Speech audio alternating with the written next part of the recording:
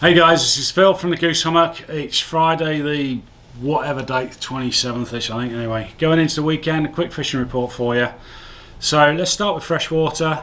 Freshwater, a lot of the ponds are really doing well with the largemouth fishing. The herring now that obviously they go in there and spawn, the baby herring are getting this big, and the bass are getting all juiced up. So if you can find yourself into a herring run pond, I think you'll do really well.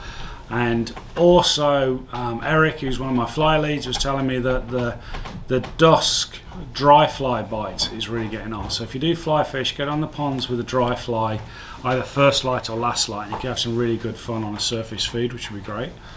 And if we go into, where should we go now? Let's go inshore. Well, the exciting thing is the Albies have started to arrive.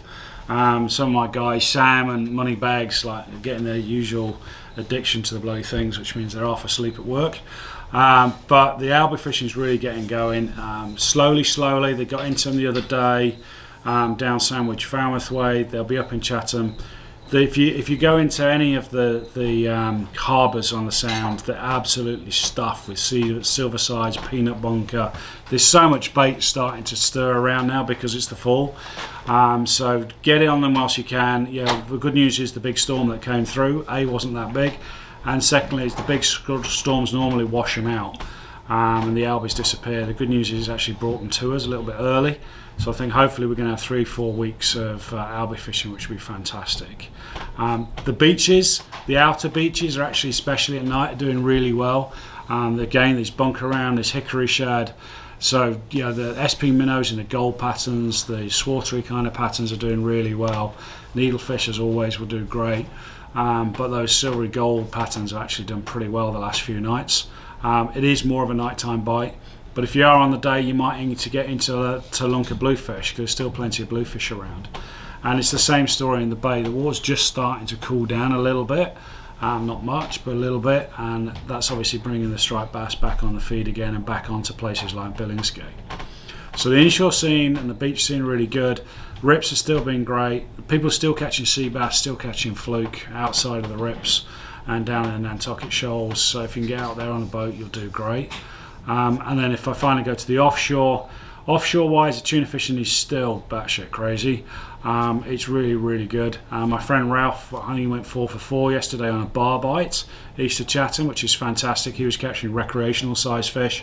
He doubled up on 2 fish in the 40s, which he kept for the table, so he did great. It was a pink bar, one of the side tracker bars, so we got a load of those in stock. But the bar bite is coming on for the wreck fish.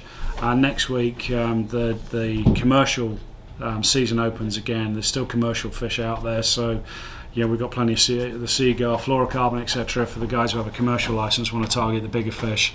That all starts again on Wednesday.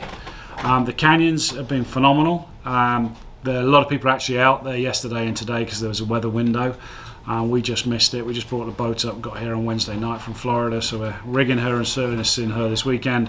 Hopefully we get another canyon run next week. But the canyon's done really well. It's been great bars. There have been some lunker wahoo actually caught, more inshore actually south of Martha's Vineyard. So some guy caught an enormous one the other day, which is fantastic. So we got all the wahoo gear as well for the higher speed trolling. Try it, it's a lot of fun. Wahoo are incredibly fun to catch and taste absolutely amazing. But the yellowfin bite has been great. There's blue marlin around offshore, there's white marlin south of the islands, less of the smaller tuna south. So generally the fishing, in summary, is really good. If you can just get out there, you'll do great. Like I say, if you're fishing from the beaches, try and fish the evenings if you can rather than the day, or first light. Okay, if you get offshore, just get out there, obviously early, get out there whenever you can. Okay, stay safe, have fun, speak to you soon.